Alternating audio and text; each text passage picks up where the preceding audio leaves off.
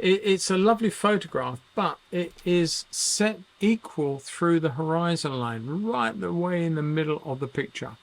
And so the question is, do I put in a big sky or a little sky? So do I bring my horizon low for the sand, or do I make my horizon higher and have less sky? Dilemma. What do you do? Brings to another nice point, really and truly, that when you are working from photographs, you're only ever going to get the information that that photograph imparts to you. If you were there and taking the photograph, you may have a different recollection that those cliffs had lots more oranges and warm values in them, unlike the photograph, which has really sort of killed off that color. So without being there, even if it is just coming back with the photograph and working from the photo, you lose out on so much. You lose out on so many things. So working from photographs, yeah, I get that. If you can't get out, you may be housebound. There may be lots of reasons why you can't get out. And certainly just going anywhere in the world is impossible for everybody. So we all work from photographs from now and again. However, wherever you can get out, then even if it's to somewhere local, use that environment, use your locality to create wonderful images, because you can actually stand there and do that. And this is why there is such a big movement when it comes to plein air, where and plein air is often a term that in a way is misrepresented. People think that they've got to go out and spend all this money on tons of kit, lots of this and that, and expensive easels, expensive tripods, and facade boxes to sit on top of them, all these things, and you really don't. You know, you could go out with a little sketch piece of paper, a couple of pencils, a water pen, and a little box of color. You don't need to go heavy duty. Anything out there can be done plein air. Some people call sketching urban sketching. I think that's a modernism, and I think that, you know, it doesn't cater for all situations. I don't know if urban sketching covers drawing trees in the middle of a wood.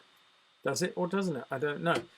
So I think urban sketching is a modernism, and I think that you could go out and say rural urban sketching, rural sketching. What's wrong with that? Anyway, enough. I'm not going to get into that argument, but you know, it's entirely up to you. But the more you go out and draw from life, then the more you come to understand the subtle nuances in a scene. Now I'm just using a standard, this is a pit pastel from Faber-Castell. All I want to do is just draw a basic outline. Now the compositional aspect of these hills and the line that they create are absolutely ideal. They are to one side, so we've got 1/3 to 2/3, and that really lends itself to an attractive composition. Come in with a lovely blue. Now what blue? Well, it's always good if you can. I don't have a piece of pastel paper, but I do have a little bit of old watercolor paper. I think that's quite a nice blue. So I'm just going to start with that. I'm just going to come in and put that shape in. I am one that will always do this. Now I start rubbing and tapping in all this information, then I start using my fingers to push it around the paper, and I end up with no skin on my fingers because I use a paper called UArt paper, and UArt paper is basically a very high-end sandpaper. The best way to describe it, comes in different grit sizes, just like a piece of sandpaper will. And this is UArt 400. I normally use that, or 500. But the thing about UArt is that it's very curly. So if you've got a piece with that's not fixed down, it will just go boom, and it's very, very hard to keep long term. So what I do is I use a piece of MDF or a piece of gator board or a piece of foam core, that's what I'm thinking of, and I use double-sided tape on the surface of the thing, and then I put the material and just gently put it like that, so there's no air bubbles underneath, and it's a perfect surface. It will never give way. just a tap of another blue. This, I have no idea what these color blues are, so you know you're going to have to look for very similar colors in your arsenal of colors to work with, if you have them. I hope you do. But this is more like a cerulean stroke, maybe phthalocyanine blue. I don't know. I'm going to put that onto one edge. I normally have a little tray for all the colors that I'm using. Therefore, if I need to go back in, I have them available. Coming here with a much lighter version of that blue. Although the blues are intense, they really need to be to set themselves up against the white clouds that we're going to put in a moment. Now I'm just putting in some pure white, but I'm also going to be adding in some buffs, some lovely peachy colors to the base to highlight the light, and later some darker parts. And there are other options, these subtle earth tones. This one's quite a nice warm grey, a little bit on the violet side, but it's nice. It's got a great feel to it. However, do I go a little bit warmer with my grey? Do I come in with something a little bit not peachy, but a little bit more warmth into it, a little bit more earthy? So lots of options, and there are probably more that I could pull out of here to show you what I'm seeking to do. I think I'm going to start with this blue. It's quite a nice blue, and we're going to come in here, just going to run that over some of our cloud coming down into our blues. Now don't forget that the full version of this video and so many other of my videos can be found over on my Wildlife and Landscape Painting School on school.com.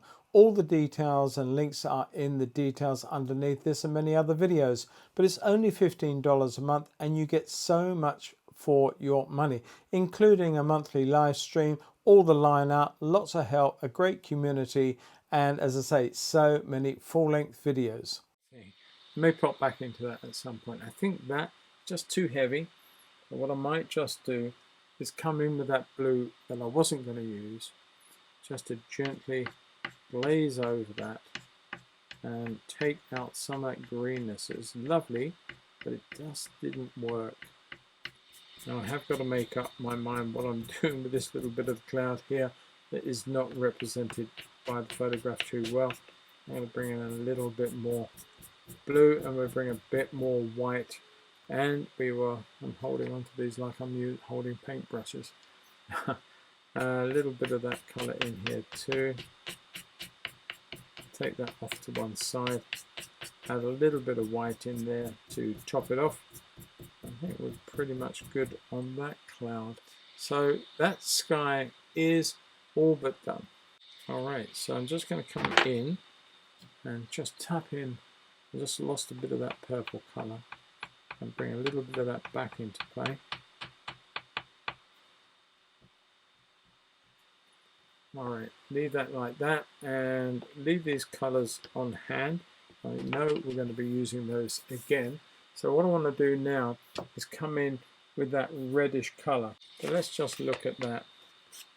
So that's way too dark, but it may well do for parts under here. So we can just bring it in a little bit here on the structure, quite a dark brown. So what do I want to do? Well, if I come in with this color, it's getting a very, very warm. Let's just show you what I mean. Very, very hot color compared to the rest of it. Now I've done that, I can't erase that. That's there. However, I can just pop in the odd suggestion in other places. Now we have enough to say we can leave that. But what I favor is this color, which I think is a little more muted. It's a little cooler, and I think that will allow me to give that warmth to the cliff as Wendy said was on the day. But we can create a subtlety that is not as vibrant as that first color I put on. But we're going to leave little bits of it to still make its presence felt.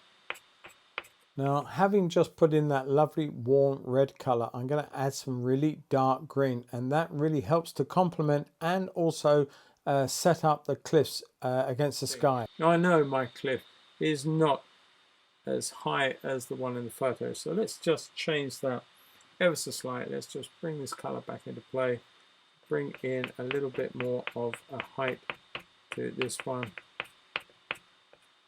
something like that maybe, and just make that quite a solid shape, which I'm going to bring in a couple of extra light bits, quite dark. I'm going to leave a little bit of background in there for the imagination, just to pick up and suggest other things. And we've got this dark here, which then comes along the base here and joins up. If I got that right, something like that. Little bits of green coming up into the bottom of the rocks as well. I really like the way that this land mass, which is the connection, of course, between the sky and the sea and the sand, sets itself up as a dominant feature and yet recedes nicely into the background, and leaving the sea and the foreground to be so much more special. And we're going to look and see where we need to put some more of this colour in. A little bit through there, not too much. All right, we're going to have a little bit in here, one or two places, just to suggest the beginnings of our beautiful reflections in our water. Just gently glancing and gliding through. A little bit of wet sand through here, ever so slightly, not too much. Leave that, we're going to be using that again, I feel sure. Okay, looking at our reflections that we've got going on here, we've got a beautiful blue, which is reflecting from that blue up in our sky. We've got sort of dark areas, which is reflecting all that land mass, and that is our strong contrast. So what I'm going to do is I'm going to pick a color. I'm going to come through that middle ground with that dark color. I'm probably rubbing my nose. I've got pastel all over me now. So now I'm actually starting the foreground, or certainly in the middle to foreground, with a very, very dark statement, which is essentially the reflection of all the landmass. And then as we come down, we get all those beautiful colors of the reflections of light and dampness of the sand. Is this going to be the right blue?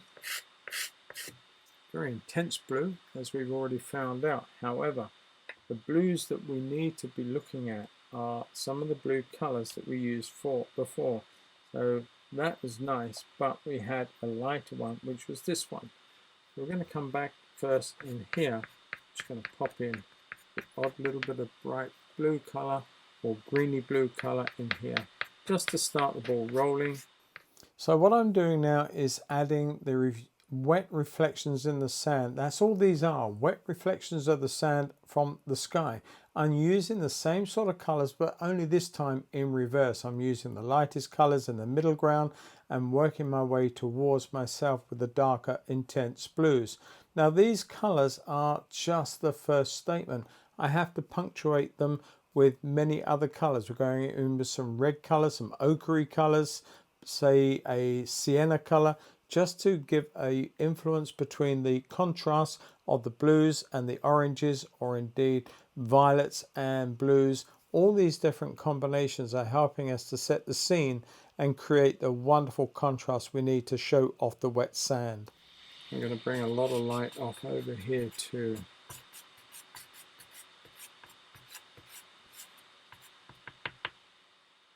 And I want to get that violet colour. I wonder if it's this one. Maybe it is. Maybe over some of that earthier colour will work nicely for this sort of area reflecting this area over here. Now for me, this violet colour really added some excitement to the whole scene. It was used to punctuate the reds or the ochres or the siennas that I'd put in, along with the white, made a very, very striking pattern. And I utilized the reds back into the violet, so the whole thing harmonized and created a wonderful effect. I think I've actually added 2 plumes, so maybe we should just have another little one aside, almost joined up maybe, and we've got a little bit there going over, a little bit over here, and as it does, it loses power. I'm sort of really scraping, tapping, dancing with the pastel over the top, which says certainly a beautiful compliment to that purple, gotta say. Just little taps of it just popping in. So you break up the pure purple and you've got these little colours of influencing contrast, complements, and they are going to work for you in your painting. And you won't actually know why, or your viewer won't know why they're actually attracted to it, but attracted they will be. Now that colour is going to work super in these blues. So we're going to bring a little bit of that through. Now for this next section speeded up, what you're seeing me doing is using all the colours that I've used so far throughout the sand and indeed other parts in the sky. And I'm adding more detail, smaller, tighter marks, and breaking up some of the larger blocks of area with smaller bits of detail. And I'm using harmonies as well. I'm using violet colours against warm colours, blues against oranges, purples against oranges, all these things, and it's all coming together nicely. And through here especially we want a very bright pale colour. So I need to find this colour, but even lighter still. I think I may have it. Maybe we'll see how that looks. Just look at that, just nicely in there. That's good. Just giving rise to the edge of the water line there. And I want to use some of this darker violet through here. It's just that little gentle caress of that colour in that sand in places. Not very strong, but it is there, just making itself here especially, just being felt. And you can come back in with a little bit of the ochre brown colours in a moment. Just the other little tap, just to confuse the eyes, and this is all this is doing. You see a little pop of blue, a little pop of red. You're not quite sure where one bit starts and stops, and it can have a great visual effect over the whole thing. I'm going to bring a little bit of a colour into there. Okay, and I'm just mixing up some of these violet taps. And I'm going to bring a little bit of that colour, the warmer colour, into there. Okay, so what I did now was decide to use a very dark blackish brown. It's a much darker brown than I've used before. I used it in the top and also to edit around some of this area here, increasing the contrast. Any lines you do this way, make sure they are horizontal pretty much.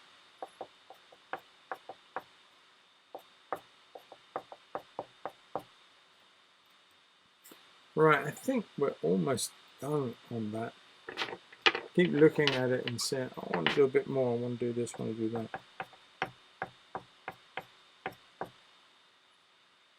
I think we're pretty much done. Okay, so all I've got to do, in a sense, is the sea. I'm going to come in with that pale blue colour here. Now the pale blue that I used was a slightly redder version than the ones I'd used in the wet sand and the sky. However, it worked very, very well for the sea. I also added in a slightly darker colour, which I then went over with another blue, also using the same colours in that little wave that's coming in. I then added a little bit of a cream white just to suggest the very edge of the sea as it touches the sand. Greenness in the wavelet that's coming in here. And that's going to break up and sort of show itself, break up again and disappear like that. So as it's going away from you, it's disappearing. Now to that I'm going to come in with that little warmer colour over the green. So we're going to change the green and not let the green have its own way all the way through. We're going to tap over the top of it and just change its influence a little bit, not much. We don't go too much over that. So now I want to put in a bit of light colour, that light blue colour, just to come back in on that, just tidy this shape up. I then use some light just to show some of the wave rolling over and breaking as it comes in, and a little bit of detail to the middle ground again, and then finally adding a few people or suggested people way up there on the beach. I'm just going to put in some of this sort of debris that's upon the sand, quite a bit around here. Try and not make patterns, and try and make them as random as you possibly can.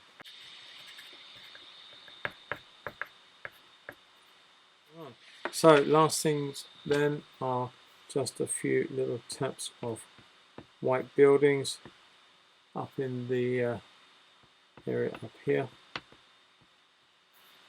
So there's our houses.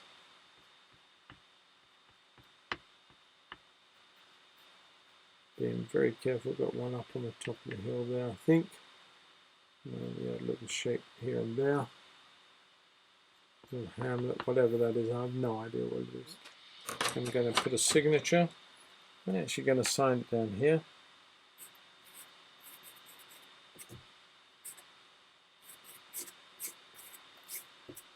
Done. Sorted. Alright, so I am going to come back for that darker colour. I just want to put in a little bit of information in here, which is missing from our cliff. I'm going to put a little bit of a dark value into some of these, for some of the fissures. I completely forgot these.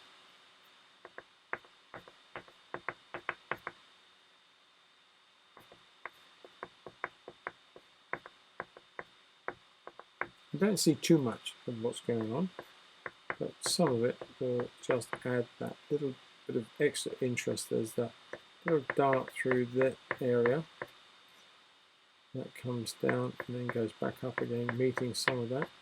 Quite a dark facet in there. There's quite a ravine or something cut in there. I think it's actually there. We're going to make it where it is.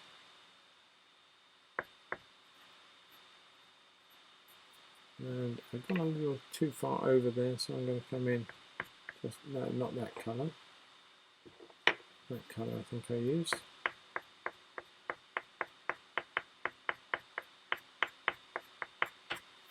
Okay.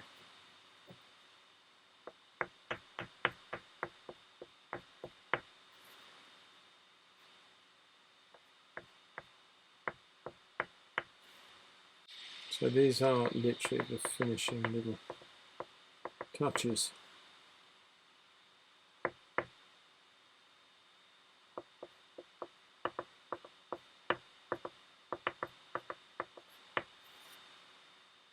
Right, there you go. I'm going to call that a day.